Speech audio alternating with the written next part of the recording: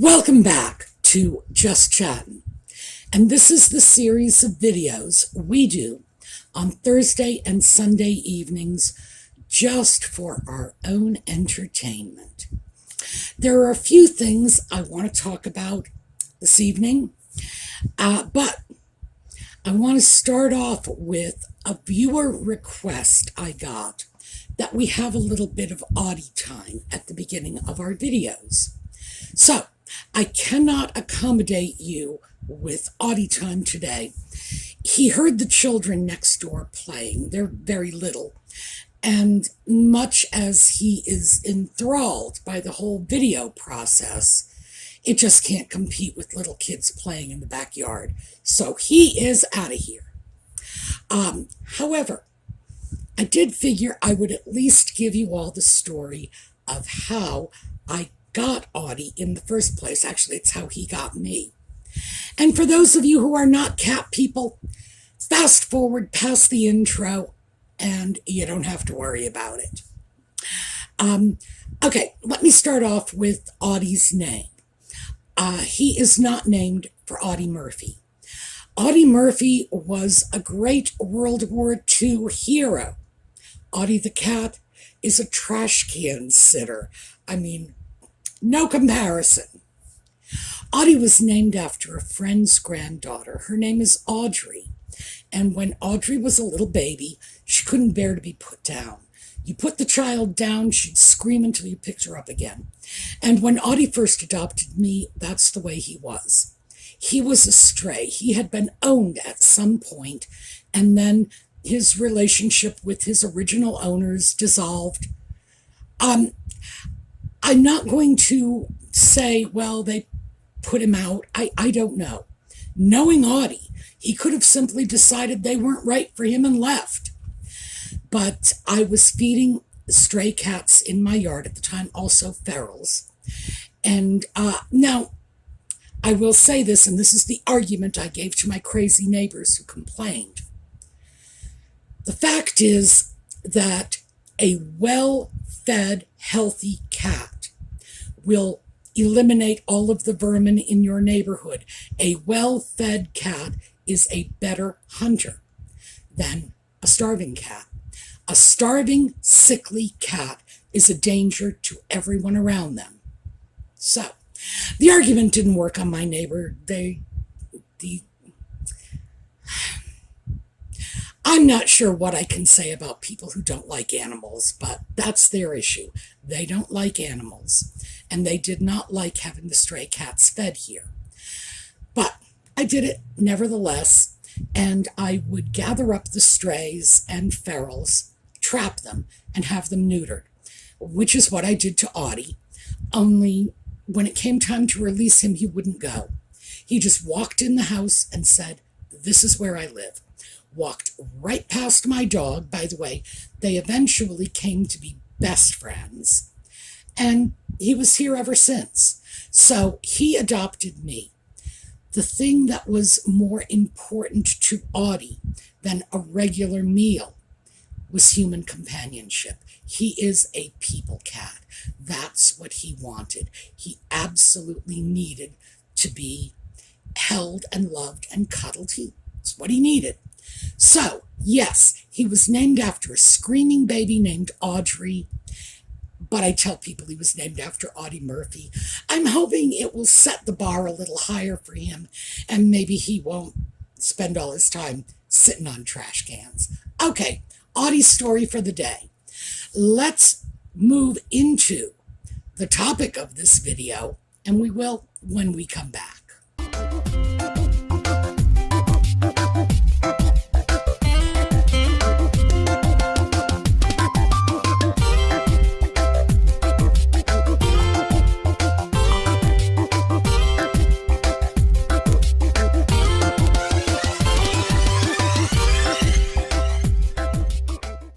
Okay, so we've got a few little things I want to cover before we get into the main topic. I saw an article, I believe it was in The Guardian, that Camilla and Nutmeg are both being targeted with abuse on TikTok. I have never watched TikTok. It's From what I understand, it's a young person's app. They do little dances. I don't know what they do there, really. TikTok is not my speed. But apparently, it's short video clips. And I have a concern that there is an equation going on, that the reason Camilla is being targeted with abuse is the same as the reason Nutmeg is being targeted with abuse. Now, these are not my terms. These are the terms they are using out there. So let me say, I think that the primary reason people are resentful of Camilla is not, as the media would tell you, some ridiculous obsession with Diana. Frankly, I think people are smarter than that, and I think enough time has elapsed so that people understand Diana is dead. Charles had a right to remarry. I think it's a little deeper than that. I think the fact that Charles and Camilla were engaged in an extramarital affair, regardless of how they want to justify it in retrospect, they were each married to other people. And while they were married, they were together. You move out before you move on. It's just that simple. I realize that we have changing morals these days. People no longer consider divorce a great sin. It's, people who are divorced are allowed to remarry. They don't have to run around with scarlet letters on their chest.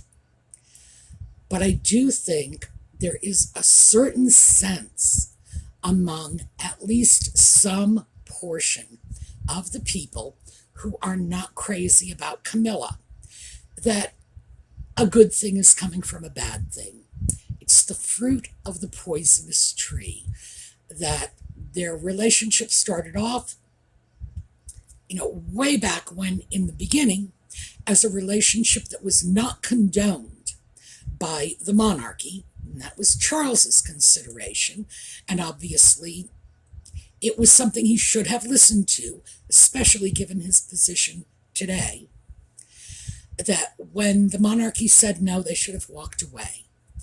That even if they were not going to walk away when they each married other people, that should have put an end to it. So, do I understand it? Yes. Do I agree with it? No.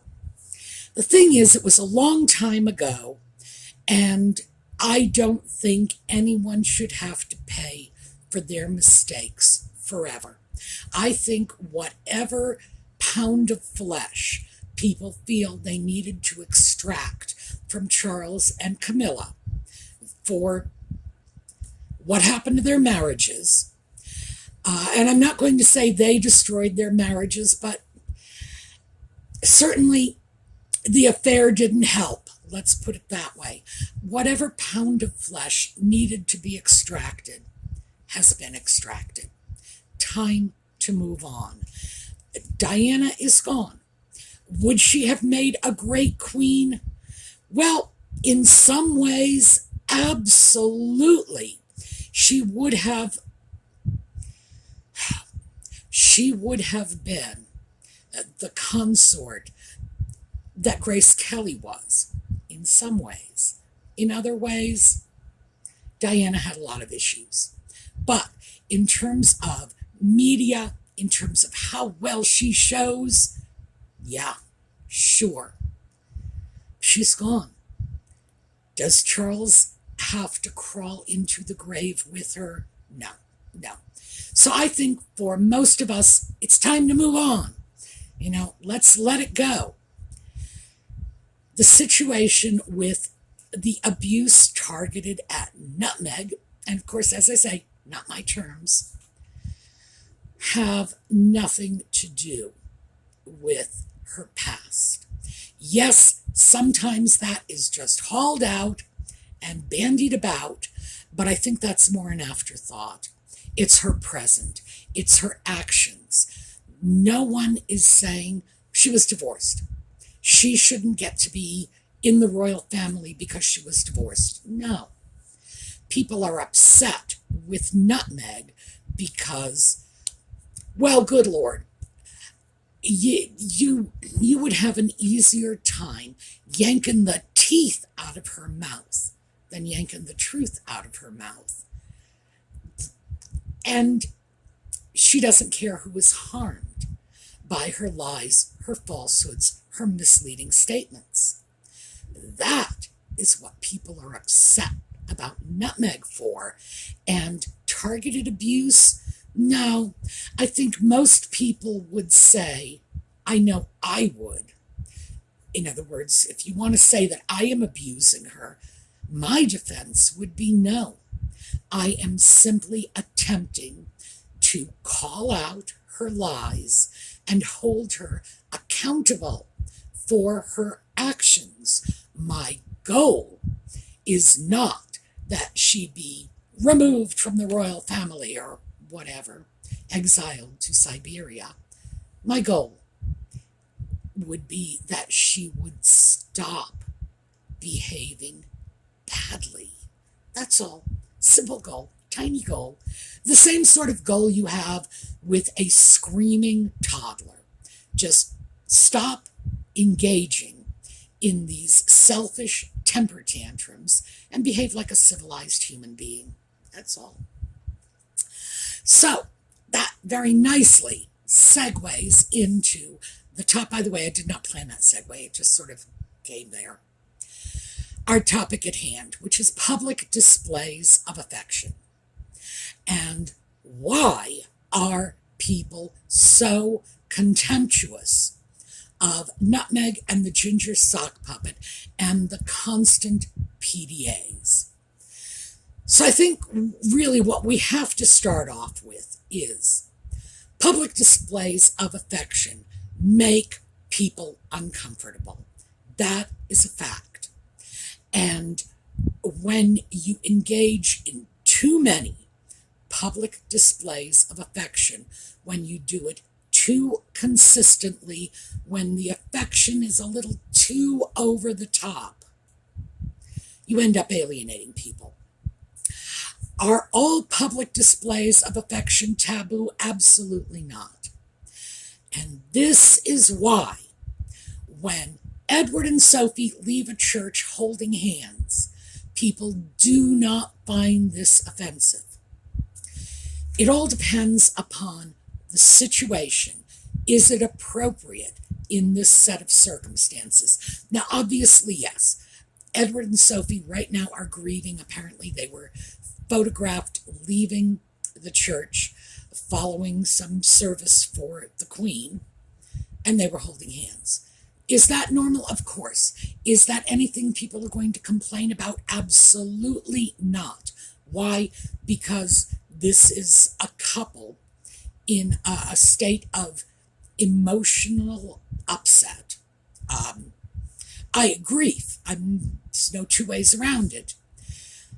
They walk out of a church holding hands. We see that as a couple offering each other support.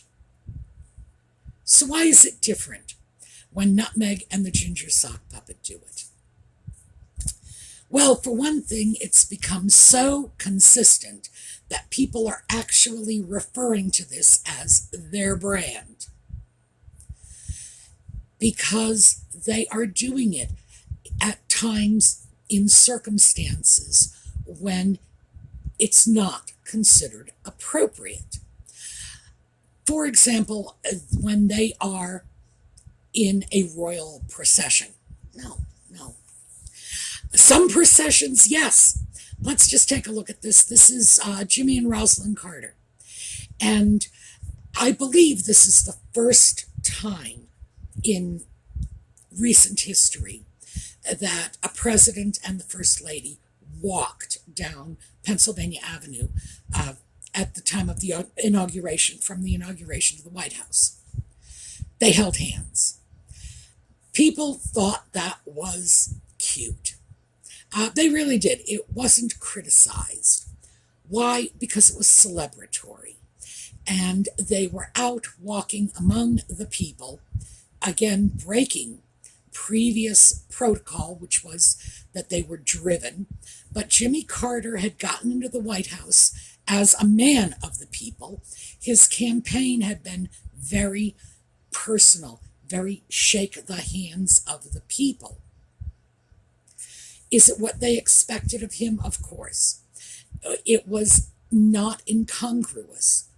And, of course, they were not on a formal state visit, for example, in which case, yeah, it would have seemed odd. They were not doing this every time they were out in public. That would have seemed odd. Rosalind wasn't grabbing Jimmy Carter's hand every time he took it away from her. That would have seemed odd. So what is it people are complaining about? In part, it's the overkill. It's the constant, we can't be more than 3 inches apart or we're going to freak out. What happens is people start to think about it. When you see something like this, and it is constant, it's in your face all the time, you start to ask yourself why. And if you don't do it voluntarily, you will do it when the newspapers comment on it, because the Nutmeg and Ginger fans are always saying, oh, look, they're so in love. That's the point when your brain says to you, hey, wait a minute. I've seen a lot of people in love, yet I don't see them behaving like this. Is that what this is all about? Is this an expression of affection? Or is this an expression of something else? I think many of us look at this and say the constant touching and hand-holding is indicative of an affection that's not quite in the realm that it should be. In other words, it's starting to look unhealthy to some of us because it seems extremely dependent on one hand, controlling on the other. Now, that's not a contradiction, because dependency and control are 2 sides of the same coin. You have the controller, you have the dependent, and they go together like the pieces of a jigsaw puzzle. So we look at this and say, is that what we're seeing? Are we seeing affection, or are we seeing something else? And you don't need a degree in psychology to see when something is a little bit off. Really, you don't. And of course, you don't have to be averse to any form of PDA to look at another form of PDA and say, this is a little uncomfortable.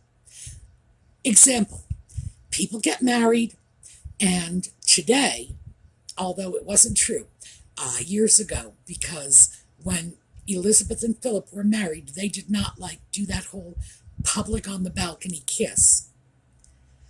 However, Charles and Diana did, William and Catherine did, Nutmeg and Ginger did, and everybody thought this was not just normal, but expected, desirable. Oh yes, let's just clap, their kissing isn't this great. I was able to find a picture of Elizabeth and Philip. It's labeled as a picture of them kissing. So you decide for yourself, is this Elizabeth and Philip kissing, or is he whispering to her? I'm not really sure. Whatever it is, I think it's a cute and touching picture, and I'm glad to have it in my file. Who knows, one day I'll do a slideshow of the 2 of them together. Fact is, we don't simply despise any show of affection between couples. We don't. Sometimes it's, as I say, expected. It's even welcome. Most of the time, though, it's tolerated. Sometimes, especially when it becomes the never-ending story, we start to look at this and say, the lady doth protest too much, methinks. Oh, by the way, that is the actual quote. Just for you Shakespeare fans out there, it's not, methinks the lady doth protest too much. Okay, I'll put off my teacher hat now. The fact is that it starts to look fake. It starts to look phony, staged, especially when we watch Nutmeg grabbing his hand again and again as he tries to yank it back. That's when most of us say, what is this about? And of course, we have to consider this in the wider context. Just like the fact that Elizabeth and Philip were not pictured, like in flagrante delicto, as they say, doesn't mean that any of us believe that after 70-some years together and 4 children that they never kissed. I mean, please. It's just that they had a sense of time and place. Conversely, when we see it all the time, we start to say, whoa, what are they trying to shove down our throats? Well, Nutmeg recently said, and I believe this was in the interview in The Cut, it was, she wants to tell her love story. She wants to do, I assume, a movie, who knows, maybe a television show, maybe a podcast. I have no idea. All I can say is, I'm not watching. To share with the world their love story. It's like, the question is, why? Why, first of all, why would anybody think the world wants this information? Why would anyone think it is appropriate to share the intimate details of your personal relationship? Sorry, I don't get it. But clearly this is a message, a narrative that she wants to put out. We are in love. This is a love story. Well, why don't we start with, I think most of us accept that there is some affection in that marriage. And we may think it's strange, we may think it's one-sided, but certainly no one believes they got married because they couldn't stand each other. Although, who knows? Anyway, why would it be necessary to throw this out as some sort of, Romeo and Juliet narrative? I suspect on some level, Nutmeg is hoping that hers will be the love story of the 21st century. Well, it won't. Sorry, hon, it won't. Even if they manage to stay together for the next 60 years, and I have no vested interest one way or another if they do or don't. Even if they do, it's not going to be seen as the love story of the century. The mere fact that this constant signaling of affection in the most inappropriate circumstances is being dumped on us day in and day out is going to have an opposite effect. What will happen, and it's probably happened for some of us already, is it is no longer meaningful to see them holding hands. Now we just blow it off. It's like, That's their brand. That's just what they do. Oh yeah, it's an official occasion. Of course they're going to hold hands. They're doing this or that. Of course they're going to hold hands. We don't expect anything else. What Nutmeg doesn't understand, because she does not go to professional psychologists to help work out the narrative she is spreading. She sort of works it out on her own. She really needs to go to professional psychologists and talk with them. Because what happens when people are overexposed to something is you walk away with the opposite impression. That's what happened when we were forced to witness that absolutely cringeworthy scene following Harry's speech at the United Nations building, but not to the UN. We have to be clear about that. When she grabs his hand, he pulls it away. She grabs it with both hands and sort of muckles onto it so that he can't take it anywhere. That did not go unnoticed. Even mainstream media was looking at that one. What that said to all of us is, this is not affection. This is something else. That's the message we are taking away. All right, that is what I have for you today. I hope the next time we are together, I will indeed have a little dose of Audie for some of the Audie fans. I know a lot of you really enjoy having animals on the videos, and Audie loves being on the video, so he'll cooperate. But the viewer who had said we need Audie time had pointed out that we deal with some harsh stuff in these videos. We really do. I mean, just in this video alone, we've talked about adultery and remarriage and, strange forms of affection. It's probably a good idea to start with something a little soft. And what could be softer than a kitty? All right. So, I do read your comments. Oh, quickly.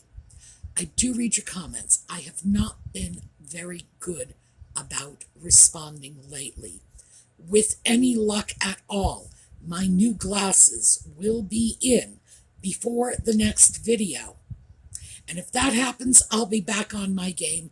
But for now, yeah, I am having a little trouble. So, please bear with me. It's only temporary, and keep in mind, I'm used to this. It's the story of my life, so it's not a big deal. Let's take a look at a slideshow on the way out. I think we need to take a look at the woman who should have been king and go out on Princess Anne. All right, see y'all next time. Have a terrific week.